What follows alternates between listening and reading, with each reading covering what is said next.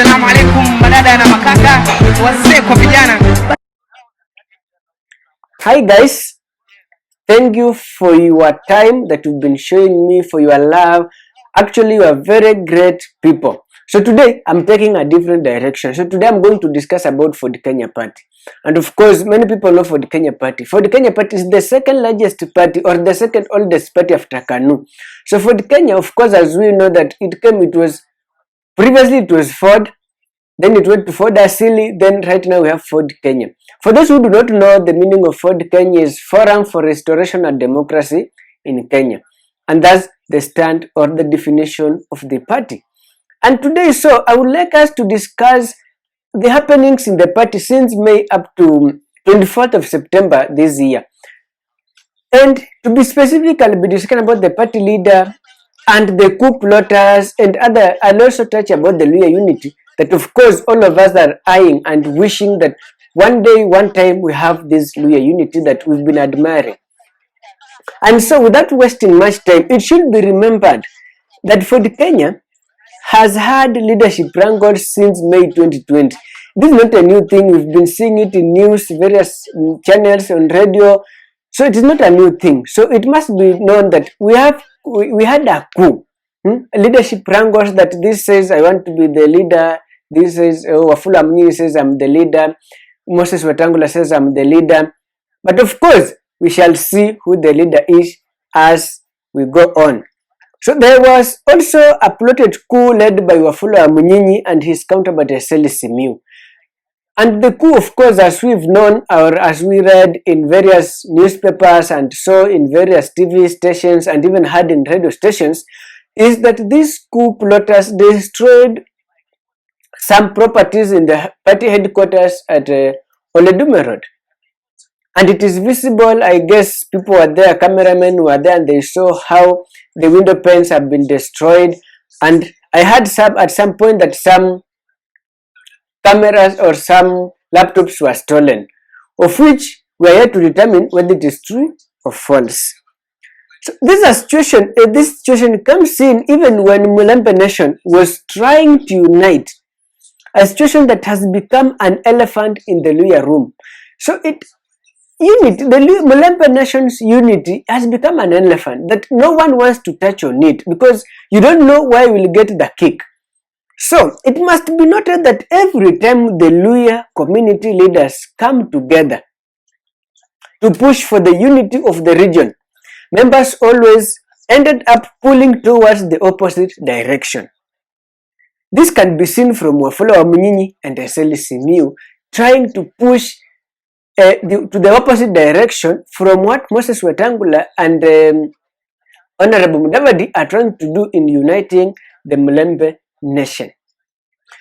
According to the Kenyan National Bureau of Statistics, this tribe, the Luhya Nation, is the second most largest or populous, just some steps behind the Gikuyu community. So this clearly shows that the Mulembe Nation can raise a president if they all or at all they unite. However, notwithstanding this fact, when it comes to voting, their 7 million population or votes never seem to add up in the political matrix. I don't know where they vote. So there are 7 million, but when it comes to time to voting, we don't see them anywhere. I don't know where these 7 million votes are going to. It reaches a time we say that the Luhya unity must come together, and they say that we are voting in this bucket so that they can put their votes in one bucket or one basket under one party. But I guess to believe that the many parties that are in Western are the reasons, some of the reasons that are contributing to wrangles in the Luhya unity. That aside, for more than 4 general elections in this country, Kenya, the Luhya community has been a house for different fathers. This being witnessed in the recent turn of events. So, every time we are heading to an election, lazima tuone migogoro katika Mulembe Nation. Lazima tuone viongozi wakitofautiana katika Mlembe Nation. So hatuna ule utengamano, yani watu hawajashirikiana, hakuna ule umoja katika jamii ya Waluya. Na tutakapopata huu umoja, najua ya kwamba na naamini ya kwamba kura zetu ama kura zenu wale Waluya walio hapa zitaenda kwenye kikapu kimoja. So the Rangos at the Ford Kenya's headquarters is among a myriad of unending divisions in the Luya house, which has made them a laughing stock. So people are laughing at this Luya. At when will you ever be united? We've seen the Kalejis are united, Kikuyus are united. You can name them. These people are united under one umbrella, but it's only in Luya where we are seeing these divisions. So recently, a faction in the party led by Secretary General Dr. Seli Simiu launched a coup that ended at the Registrar of Party's office. This is after all sides claimed control of the party. So Wafula Munyinyi says, I own the party, or Seli says, I own the party, I'm the leader, I'm the required person. Then also, Moses Masika Wetang'Ula says that, oh, I am the leader. I am the actual party leader of Ford Kenya. And in this case, when was it in June or in May when it went to the High Court or Court of Appeal, the political court, tribunal court, and the judgment was heard, and we shall see what the judgment was. So, the latest circus has forced the living party to be run from two centers. So, one at the party's official residence at Oledume Road, and the other at Radisson Blue. So we have two political leaders here. We have two party leaders. Let me not say political leaders. We have two party leaders here. We have Seli Simiu, and we have the party leader, or the alleged party leader, Moses Masika Wetang'Ula.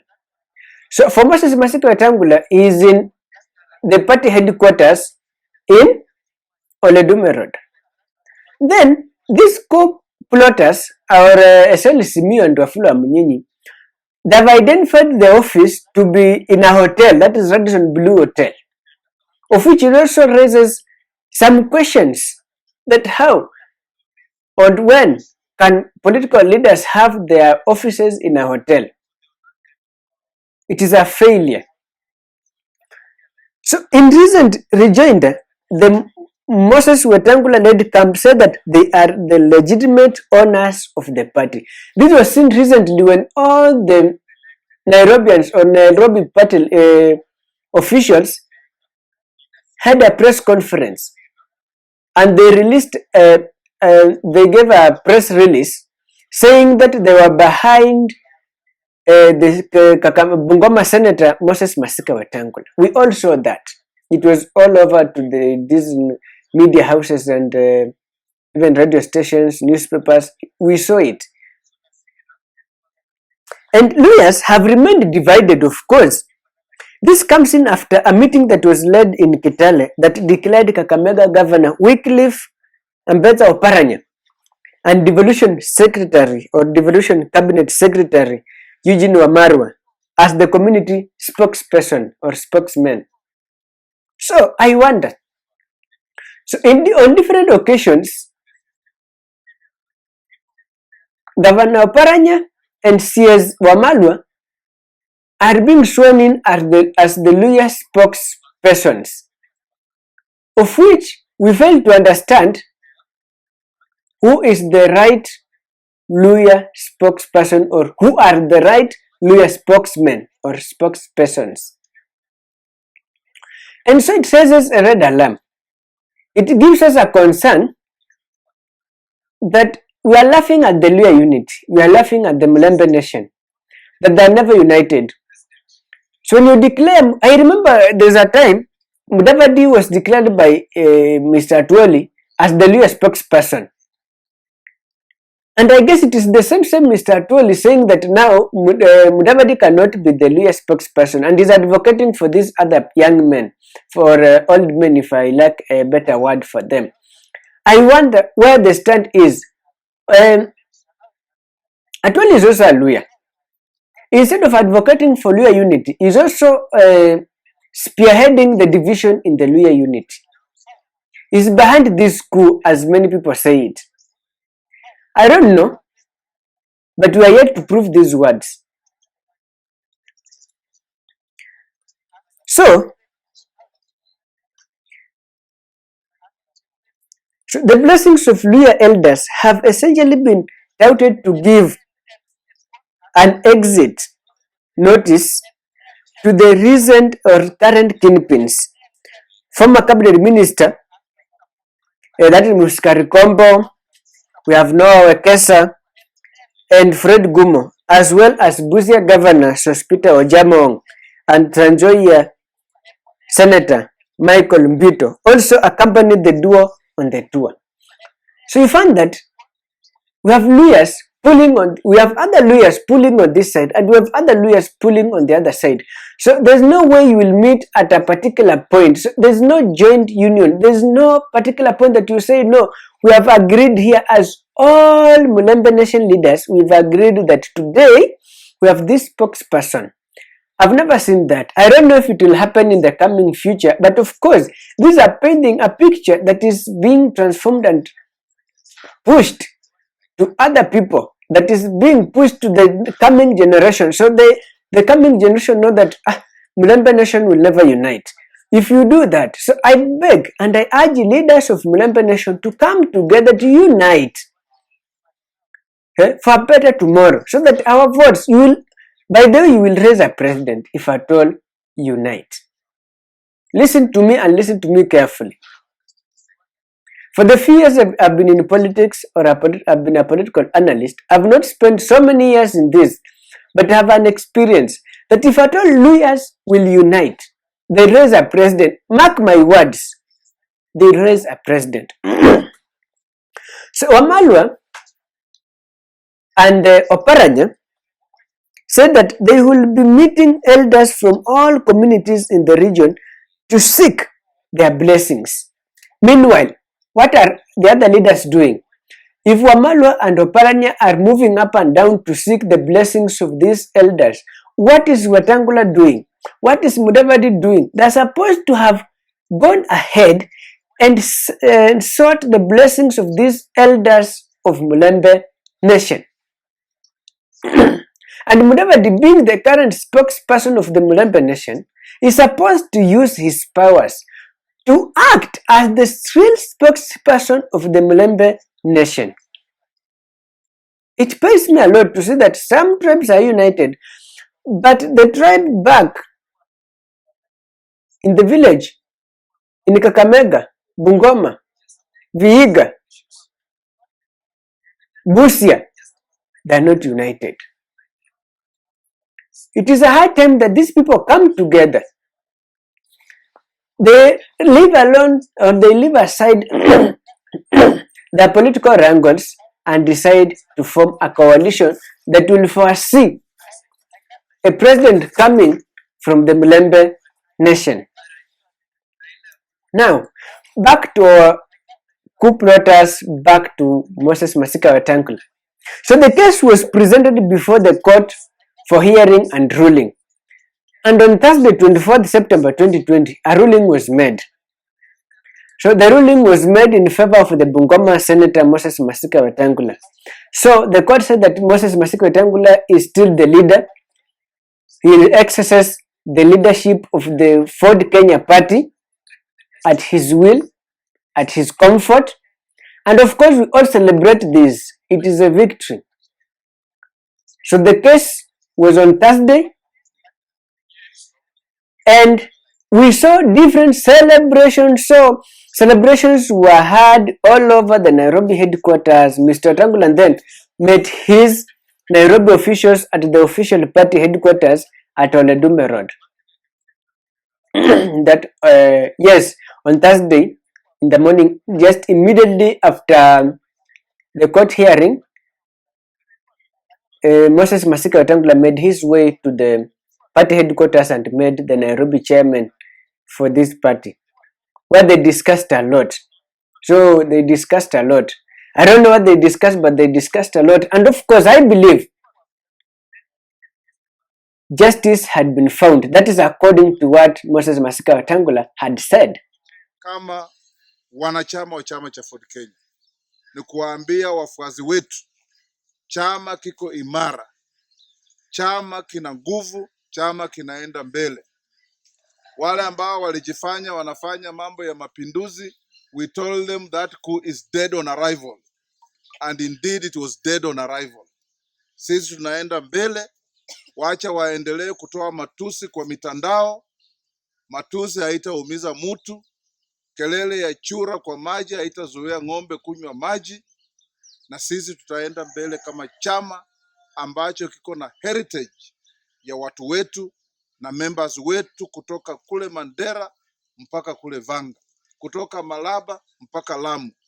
The party is strong, the party is vibrant, and those who have decided to take a wrong trajectory, we wish them well. Tutakutana kwa debe wakati ya kura. Inaonekana kama wengine wamechoka kuwa bunge, wamechoka kuwa magavana. Time yao imefika, na wananchi hawalali, wananchi hawachoki, wananchi wanawaona. You cannot be a governor and you go around your county escorted by 3 trucks of policemen to see the people who elected you. It never happens. When that happens, you know your days are truly numbered. Thank you. And I believe, if at all, let me just raise a word, if at all Wafula Wamunyinyi and SLCMU wants to take the party ownership, they should use the right means. I know the right means to use so that they can take over the party. So they can wait for NDC or the national elections or National Delegates Committee that will be held at Bomas of Kenya for an election. And if they want to take over the party, if they are elected, then Moses Masika Wetang'ula will step down and realize, oh, the party officials actually decided that they don't need me. They need Wafula Wamunyinyi and SLCMU. But if at all the NDC, this committee says that we need Moses Masika Wetang'ula, then automatically SLCMU and Wafula Wamunyinyi are supposed to step down. That's the reality. We don't have a middle ground on this. It is just to wait. Instead of Wafula Wamunyinyi and SLCMU taking shortcuts to run over or take over the party, they should follow the right procedure. There's no shortcut over that. And of course, I thank Moses Masika Wetang'ula for taking the initiative of heading to court to stop the coup plotters. I also thank him because he has advocated and he believes that the National Delegates Committee will vote him in. And I believe they'll do that because SLCMU and Wafula Wamunyinyi have already restored their reputation in the party. Disciplinary actions are supposed to be taken against their actions. We don't blame them, we blame their actions.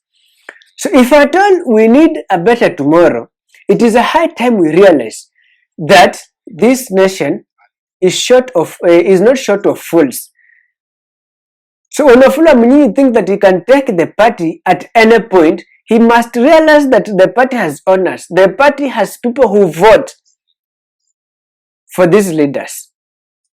So it is a high time that Wafula Wamunyinyi and SLCMU come to the ground and convince the voters, the officials, so that they can vote them in. If at all they believe in themselves, they believe that they can run the party, let them come to the people, let them come to these party officials so that they can form a committee that will see them being voted in at the Bomas of Kenya during a voting day. And if at all they are not ready for elections, they are supposed to step down and say that, oh, we did a mistake, they should apologize. And if at all the party leader wishes to bring them back to the party, it is at his own will and cost. But if at all the party leader says that you need to face the disciplinary actions, of course, let everyone bear his own consequences. And of course, as the party leader said that it will have repercussions and it will have consequences. We are seeing the consequences. So they are running up and down saying that the owners of the party leader. You cannot be the owner of a party, yet you are running party matters in a hotel. Now, if at all these people are very serious that they own this party, why can't they come up or show us a rubber stamp? I've seen several conferences or press conferences that are led by Wafula Munini and Esel Simiu. The press releases don't have a rubber stamp. They don't have the official party's rubber stamp. This raises questions that if at all they are exercising party leadership, why don't they have the official party stamp? These are the things that we should question. And as youths who want to join political parties, you must think of the benefits of a political party. You must not join a political party because it belongs to a certain community, or because it belongs to a certain tribe, or because I support a certain politician, I'll join this party. No, it should be on matters of merit, that this party, I know the stance, I know the constitution, I know the terms in this party, that when I join, this is how I'm going to benefit. And of course, I advise my youth that you join, at least you join one political party this year. I don't tell you join Ford Kenya, I don't tell you join Jubilee, but you know, you are seeing for yourself how these parties are being run. So, just join any political party and make a difference, because 2022 is coming and I need you to have to secure several slots in this leadership. I want the next government to be full of youth. And of course, if you don't do that right now, if you don't join different political parties, then we'll be at a loss. It is a high time that we realize we need to join political parties. Or at all, we can form our own political party. Well and good. We should form a political party. Then all youth get united and raise one party leader. But if at all we shall continue seeing the same rancors, then it means that we are going nowhere. So, my advice, my urge to all of you youth is that find a way of joining a particular party and initiate the change that we've been admiring. Initiate the change that we've been looking for. Initiate the change, because I know most of these political parties lack what we call youth empowerment. So during a closed-door meeting with the party leader, that is Moses Masika Wetang'Ula, it was realized that the party lacks youth empowerment. So the party has several youth, many youth, but whatever it lacks is youth empowerment. And of course, I am glad that the party leader said that he will look into that. He will check into the matter, and as a matter of time, he will ensure that youth are incorporated into the party. This is a good initiative that Moses Masika Wetang'Ula has taken. If at all is true that he is going to swallow his own words, to swallow his pride and say, no, I've advised and I've promised youth in this nation that when they join this party, I'm going to deliver according to what they requested. So fellow youth, fellow Kenyans, find a political party to join. It is not too late, nor it is too early to join a political party. So, back to the ruling. I like going to so many stories, but let me go back to the ruling that was made. So, the ruling was made by Justice James Makau. on Thursday, as I said, on Thursday, 24th September 2020. And Moses Masika Wetang'ula was still the party leader. That aside, Ford Kenya Secretary General Eseli Simiyu told those who were celebrating that he had moved to Court of Appeal to challenge the ruling. So, we are still seeing the fights. The High Court has made the ruling, but again, the coup plotters haven't been satisfied. They are still moving to Court of Appeal so that they can appeal. I don't know on what grounds are they appealing. They have not come up to clean. They have not come out clean and told the Kenyan citizens or the party, other party officials, that these are the grounds on which we demand the leadership of the party, or on which we demand the ownership of the party. If they do so, well and good. We shall know, of course, either Moses Masika Wetang'ula is wrong or Moses Masika Wetang'ula is right. At this time, because they are quiet, they don't disclose anything to the general citizens, we assume that Moses Masika Wetang'ula is still the party leader.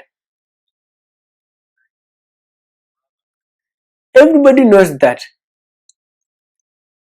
So, even if they rush to court and they don't give us substantial information, they don't give us facts to prove that they are the right owners of this political party. If at all they don't tell us so and so has sent us to take ownership of this party, we Kenyans are watching and will determine who the real leader of Ford Kenya is. I know when Ford Kenya, or before Ford Kenya, when it was Ford Asili, we had such wrangles and it gave birth to Ford Kenya. It caused division in political parties, and we've seen this in a glimpse that we also had recently in Jubilee. We had Jubilee Asili, or I don't know, Jubilee Asili or Halisi, I don't know. We had such a thing. So anytime we are nearing an election, we must see political wrangles in different parties. We must see leadership wrangles in different political parties, which leaves us with no option other than saying that these leaders only wait during time for election. That's when they start fighting each other so that they can know whom to form a coalition with. That's my understanding. I don't know what the other Kenyans are understanding or taking from this. So even if Eseli Simiyu runs to court, even if he goes to Supreme Court and he doesn't give facts, as far as the party leadership is concerned, he is wasting his own time. You can take it to the bank. I can tell you for free, Mr. Eseli Simiyu, that, or Dr. Eseli Simiyu, you are wasting your time and resources. You will continue paying for the damages, you will continue paying for the costs until you learn a discipline that you are supposed to give Kenyans facts, or the party official facts, for them to believe that you are the right leader of this political party. So, according to Eseli Simiyu, the High Court had rendered the case useless. So according to him, the ruling was useless, or Justice James Makau made a useless ruling. That is in his words, and said that the ruling did not grant Bungoma Senator the party as alleged by his surrogates and blind followers. Of course, there are people in the party, there are people in the court, political leaders or other leaders, other Ford Kenya officials in the court, and they briefed the media at 12 p.m. I was there. I can witness. I was there. Everywhere. And those coup plotters, as we said earlier, they've been expelled from the party. They either shape up or ship out. Ford Kenya as a party, it subscribes to the social democracy. We subscribe to the rule of law, and we are not going to condone any indiscipline as we move forward. Ford Kenya! Simba, Simba, Simba, usawa, haki na ukweli. Ford Kenya! Sympathy, my choice. Thank you very much. I didn't see any brief from Eseli Simiyu and Wafula Wamunyinyi. If I told they were right with whatever they were doing, they could have held a press conference and released their statement according to what the court had ruled upon. That's final.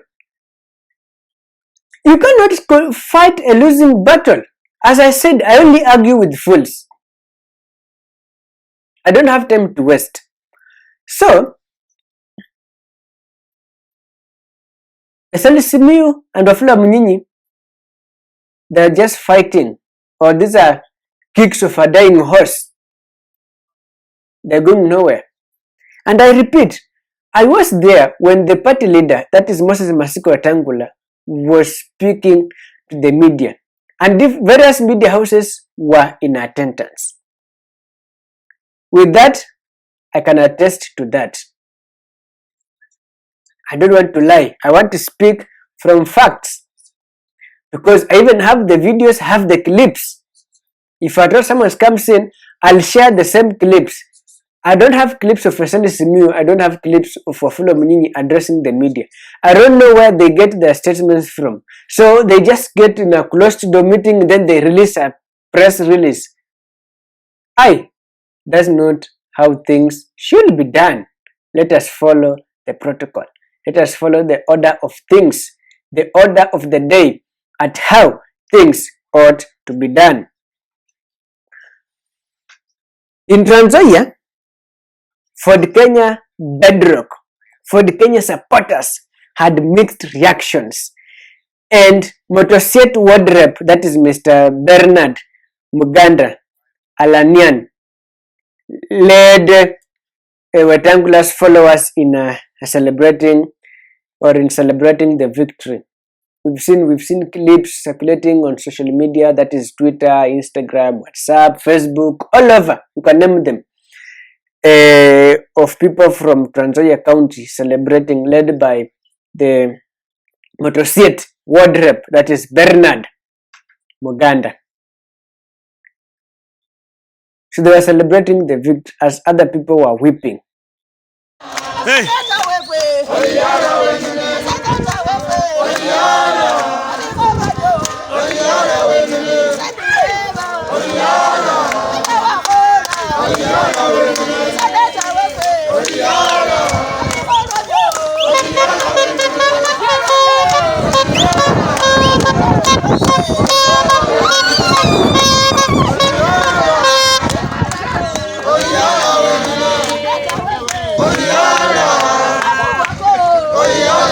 So, it is a high time we realize that, of course,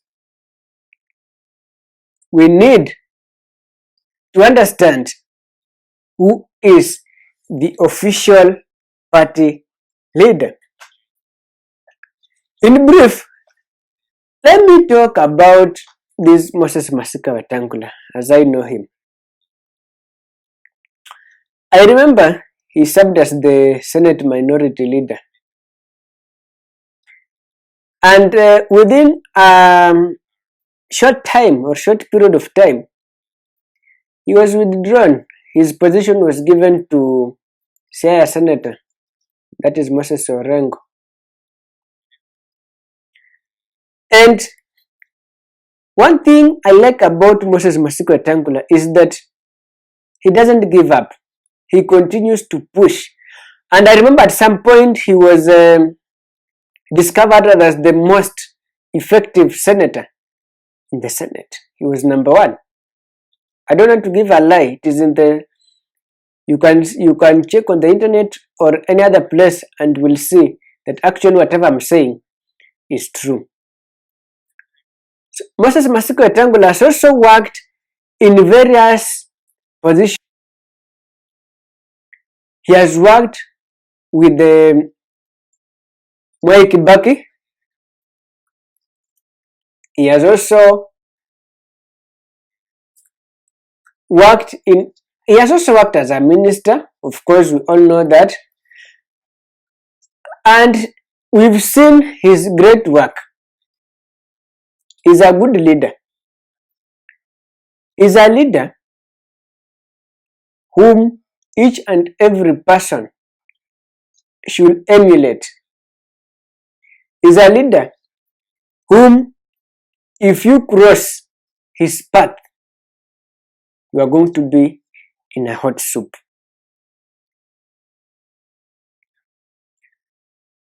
And I remember at some point, that was on June 20th, some Ford Kenya allied leaders were tear gassed. I don't know, because they were protesting to own the party. They were doing the right thing to own the party. So Moses Wetang'ula, as I said, or as I'm saying, was born on 13th September 1956, and he's a Kenyan politician.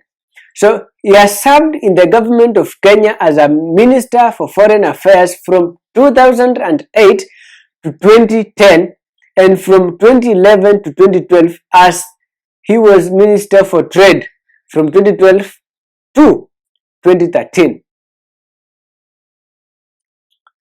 Also to add on that, Wetang'ula represented Sirisia constituency in the National Assembly from February 2003 until January 2013.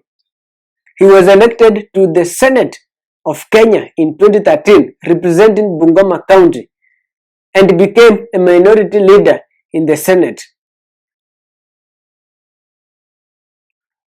And Wetang'ula went to Nalondo Primary School, Busakala Secondary School, Teremi Secondary School, and Friends School Kamsinga before being admitted to the University of Nairobi, where he graduated with a Bachelor's of Laws degree. He was a member of the Board of Directors of ICROSS Kenya from 1989, stepping down when he became Kenya's Minister for Foreign Affairs. So, he was nominated as a KANU MP after the 1992 general election, serving until 1997. Moses Wetang'ula has held several other previous public positions, which include that of magistrate and the chairman electricity regulatory board. Wetang'ula actively participated in organization of funds, funds drives to set up projects on self-help basis, has been offering legal services to the local people. He has mobilized women and the youth to initiate income-generating projects. Thank you, Mr. Wetang'ula.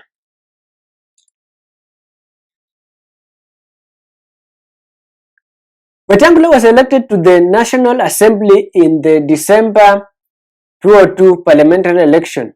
In the cabinet appointed by President Mwai Kibaki on 8th January 2008, in the midst of a crisis regarding the results of the concurrent presidential election, Wetang'ula was named Minister for Foreign Affairs. So, and of course, later in January, in reaction to criticism from the United Kingdom regarding the presidential election, Wetang'ula summoned the United Kingdom's High Commissioner, that is Adam Wood, to complain, and he said that, and I quote, "Our elections don't need a stamp of authority from the House of Commons." After a power sharing agreement was reached between Kibaki and Raila Odinga, both of whom claimed victory in the presidential election, Wetang'ula retained his post in the Grand Coalition Cabinet named on 13th April 2008. And in March 2012, Wetang'ula was stranded in Bamako, Mali during a coup. Again, you can see how this Wetang'ula has been escaping from different coups. So he was evacuated after being trapped in his hotel room for several days. Shortly after Wetang'ula's return, Kibaki shuffled his cabinet. Wetang'ula left his post as foreign minister and became the trade minister.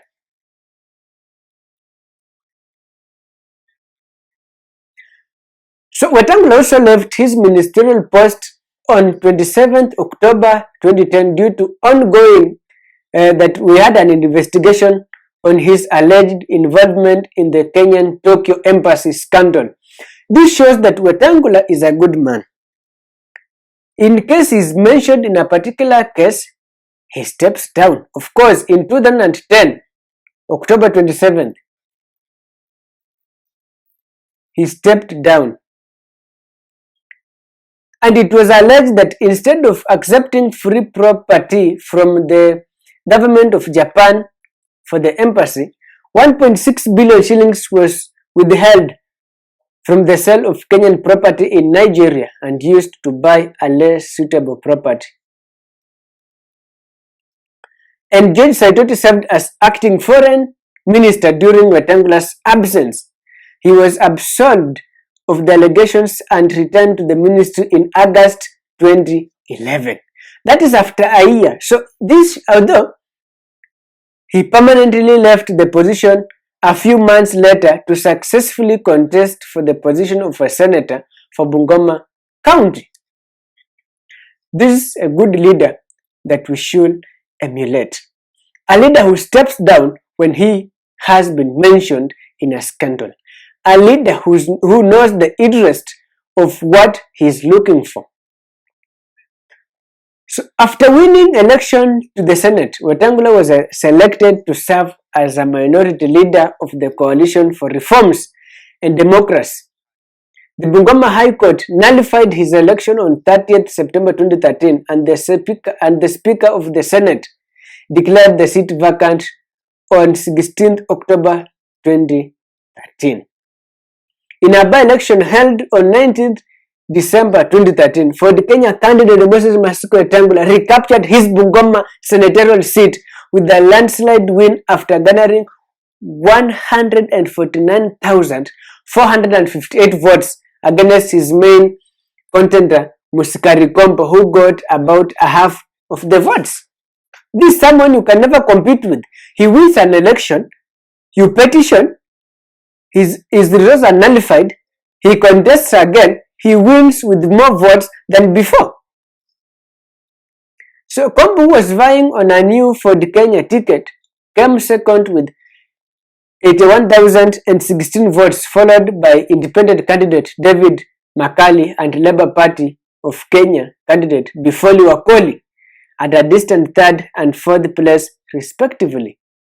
So for Makali, he secured 2,155 votes, while Bifoli Wakoli garnered 1,899 votes from a total of 942 polling stations, with a 57% voter turnout.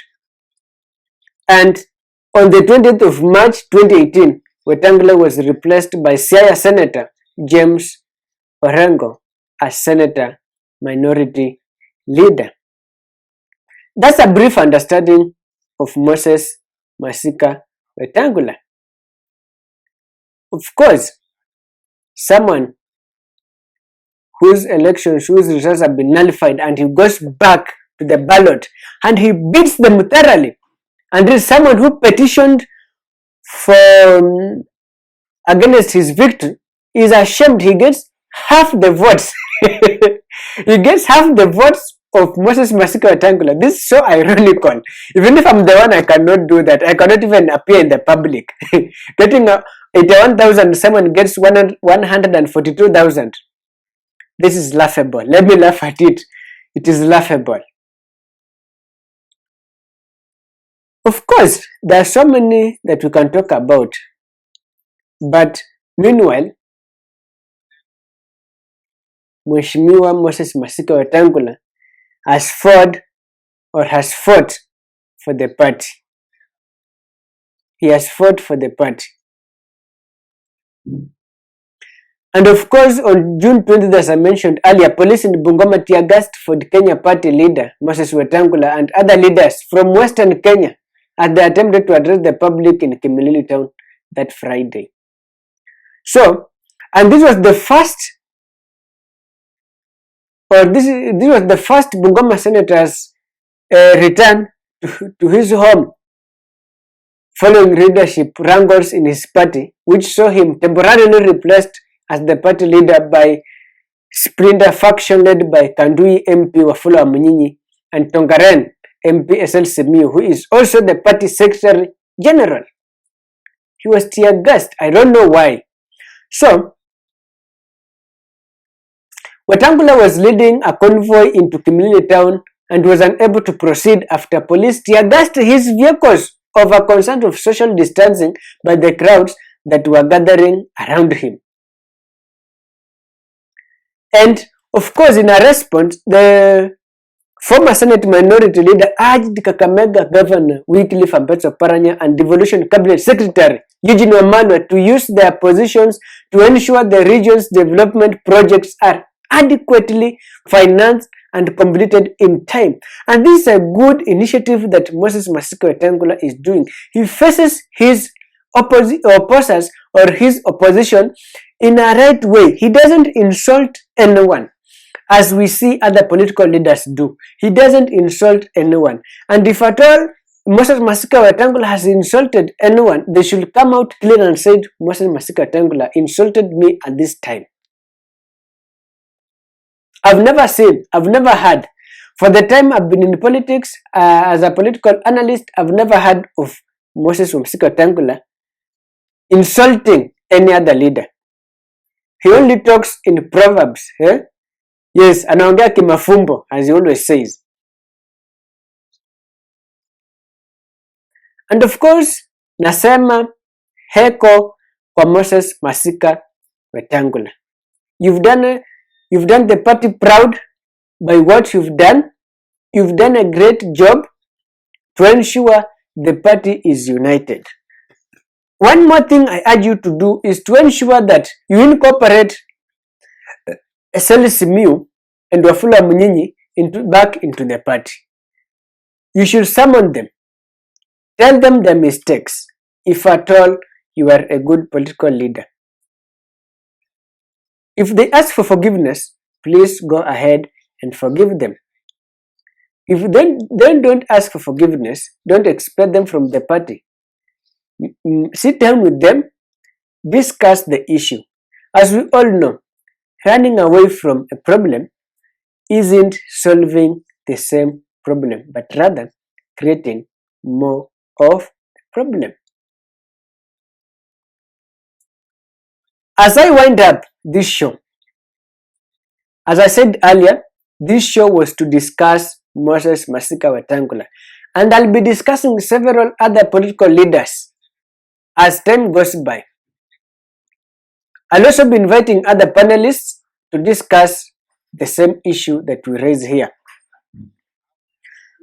In conclusion, from what everyone can see, you can conclude that the Luo unity is being shaken and Wetang'ula is the first target. You can also conclude from the ruling that Wetang'ula is the official party leader and the coup plotters need to be expelled from the party for gross misconduct. And thank you guys for watching. I want to wrap up this show for this week. Kindly subscribe for more videos that are coming to you every week. Thank you guys and have a lovely week ahead.